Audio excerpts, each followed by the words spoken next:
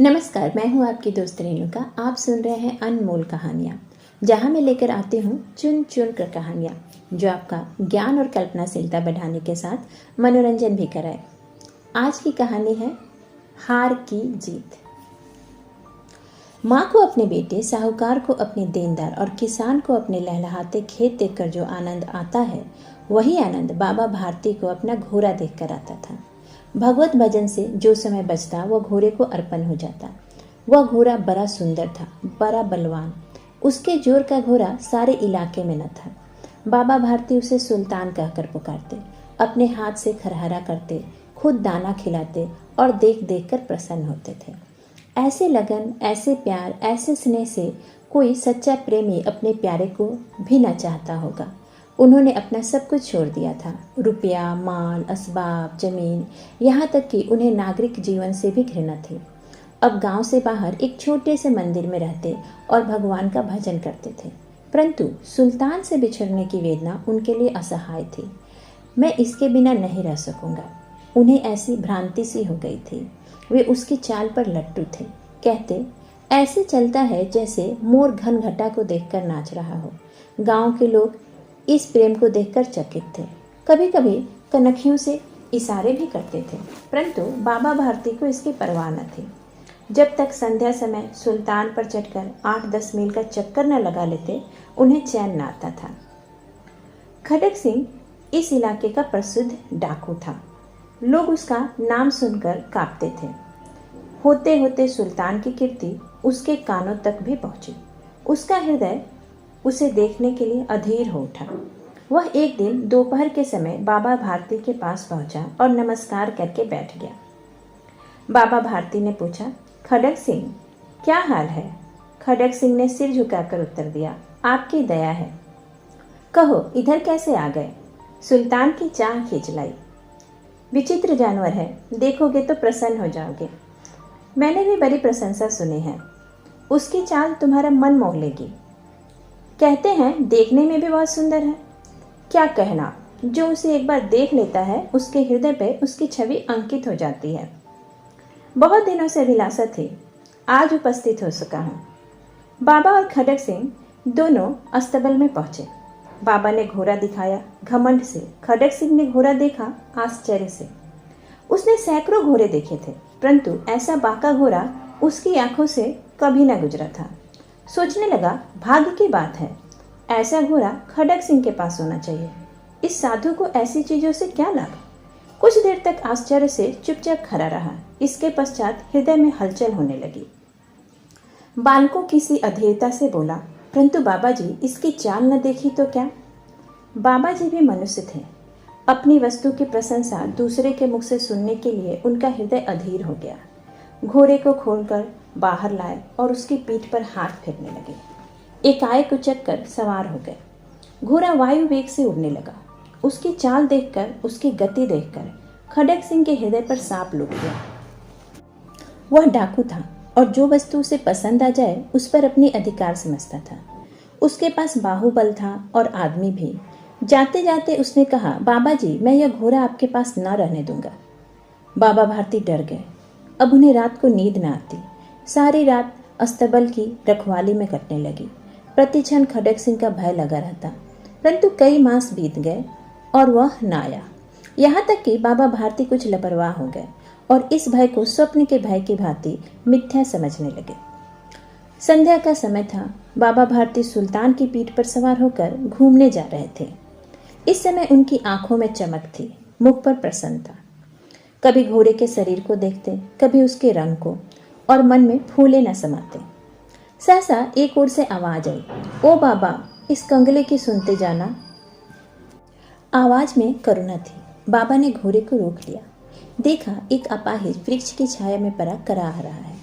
बोले, क्यों, तुम्हें क्या कष्ट है? अपाहिज ने हाथ जोड़कर कहा, बाबा, मैं दुखियारा हूँ, मुझ पर दया करो। रामावाला यहाँ से 3 मील है, मुझे वहाँ जाना है। घोड़े पर चढ़ा लो, परमात्मा भला करेगा।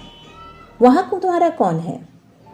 दुर्गादत्त वैद्य का नाम आपने सुना होगा, मैं उनका सौतेला भाई हूँ। बाबा भारती ने घोड़े से उतरकर अपाहिज को घोड़े पर सवार किया और स्वयं उसकी लगाम पकड़कर धीरे धीरे चलने लगे। सहसा उन्हें एक झटका सा लगा और लगाम हाथ से छूट गई। उनके आश्चर्य का ठिकाना न रहा जब उन्होंने देखा कि अपाहिज घोड़े की पीठ पर तनकर बैठा और घोड़े को दौड़ाए लिए जा रहा है।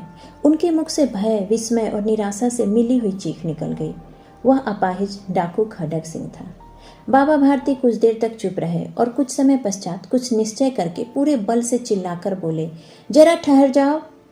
खडक सिंह ने यह आवाज़ सुनकर घोड़ा रोक दिया और उसकी गर्दन पर प्यार से हाथ फेरते हुए कहा, बाबा जी, यह घोड़ा अब न दूंगा, परंतु एक बात सुनते जाओ। खडक सिंह ठहर गया। बाबा भारती ने निकट जाकर उसकी ओर ऐसी आंखों से देखा जैसे बकरा कसाई की ओर देखता है और कहा, यह घोड़ा तुम्हारा हो चुका है।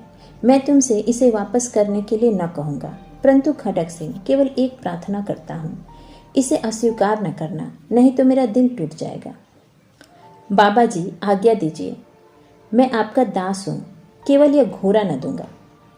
अब घोड़े का नाम न लो, मैं तुमसे इस विषय में कुछ न कहूँगा। मेरी प्रार्थना केवल यह है कि इस घटना को किसी के सामने प्रकट न करना। खडक सिंह का मुंह आश्चर्य से खुला रह गया। उसका विचार था कि उसे घोड़े को लेकर यहाँ से भागना पड़ेगा, परंतु बाबा भारती ने स्वयं उसे कहा कि इस घटना को किसी के सामने प्रकट न करना। इससे क्या प्रयोजन सिद्ध हो सकता है? खडक सिंह ने बहुत सोचा, बहुत सिर मारा, परंतु कुछ समझ न सका। हार कर उसने अपनी आंखें बाबा भारती के मुख पर गिरा दी और पूछा, बाबा जी, इसमें आपको क्या डर है? सुनकर बाबा भारती ने उत्तर दिया, लोगों को यदि इस घटना का पता लग गया तो वो किसी गरीब पर विश्वास न करेंगे। और ये कहते कहते उन्होंने सुल्तान की ओर से इस तरह मुंह मोड़ लिया जैसे उनका उससे कोई संबंध ही न रहा हो। बाबा भारती चले गए, परंतु उनके शब्द खडक सिंह के कानों में उसी प्रकार गूंज रहे थे। सोचता था, कैसे ऊंचे विचार हैं, कैसा पवित्र भाव है। उन्हें इस घोड़े से प्रेम था। इसे देखकर उनका मुख फूल की भांति खिल जाता था। कहते थे, इसके बिना मैं रह न सकूंगा। इसकी रखवाली में वे कई रात सोए नहीं, भजन भक्ति न कर रखवाली करते रहे, परंतु आज उनके मुख पर दुख की रेखा तक न दिखाई पड़ती थी। उन्हें केवल यह ख्याल था कि कहीं लोग गरीबों पर विश्वास करना न छोड़ दें। उन्होंने अपने निज की हानि को मनुष्यत्व की हानि पर न्यौछावर कर दिया। ऐसा मनुष्य नहीं, देवता है। रात्रि के अंधकार में खडक सिंह बाबा भारती के मंदिर पहुंचा। चारों ओर सन्नाटा था। आकाश पर तारे टिमटिमा रहे थे। थोड़ी दूर पर गांव के कुत्ते भौंक रहे थे। मंदिर के अंदर कोई शब्द सुनाई न देता था। खडक सिंह सुल्तान की बाग पकड़े हुए था। वह धीरे धीरे अस्तबल के फाटक पर पहुंचा। फाटक किसी वियोगी की आंखों की तरह चौपट खुला था। किसी समय वहां बाबा भारती स्वयं लाठी लेकर पहरा देते थे, परंतु आज उन्हें किसी चोरी, किसी डाके का भय न था। हानि ने उन्हें हानि की तरफ से बेपरवाह कर दिया था। खडक सिंह ने आगे बढ़कर सुल्तान को उसके स्थान पर बांट दिया और बाहर निकलकर सावधानी से फाटक बंद कर दिया। इस समय उसकी आंखों में नेकी के आंसू थे। अंधकार में रात्रि ने तीसरा पहर समाप्त किया और चौथा पहर आरंभ होते ही बाबा भारती ने अपनी कुटिया से बाहर निकल ठंडे जल से स्नान किया। उसके पश्चात इस प्रकार जैसे कोई स्वप्न में चल रहा हो, उनके पांव अस्तबल की ओर मुड़े, परंतु फाटक पर पहुंचकर उनको अपनी भूल प्रतीत हुई। साथ ही घोर निराशा ने पांवों को मन भर का भारी बना दिया। वे वहीं रुक गए। घोड़े ने अपने स्वामी के पांवों की चाप को पहचान लिया और जोर से हिनहिनाया। अब बाबा भारती दौड़ते हुए अंदर घुसे और अपने घोड़े के गले से लिपटकर इस प्रकार रोने लगे जैसे बिछड़ा हुआ पिता चिरकाल के पश्चात पुत्र से मिलकर रोता है। बार बार उसकी पीठ पर हाथ फेरते, बार बार उसके मुख पर थपकियां देते और कहते थे, अब कोई गरीबों की सहायता से मुंह न मोड़ेगा। थोड़ी देर बाद जब वो अस्तबल से बाहर निकले तो उनकी आंखों से आंसू बह रहे थे। ये आंसू उसी भूमि पर ठीक उसी जगह गिर रहे थे जहां बाहर निकलने के बाद खडक सिंह खड़ा रोया था। दोनों के आंसुओं का उसी भूमि की मिट्टी पर परस्पर मिलाप हो गया। इसी के साथ मैं आपसे विदा लेती हूँ। फिर मिलूंगी एक नई कहानी के साथ। तब तक आशा करती हूँ कि आप कहानियाँ सुनते रहेंगे और करना नहीं भूलेंगे लाइक, शेयर एंड सब्सक्राइब।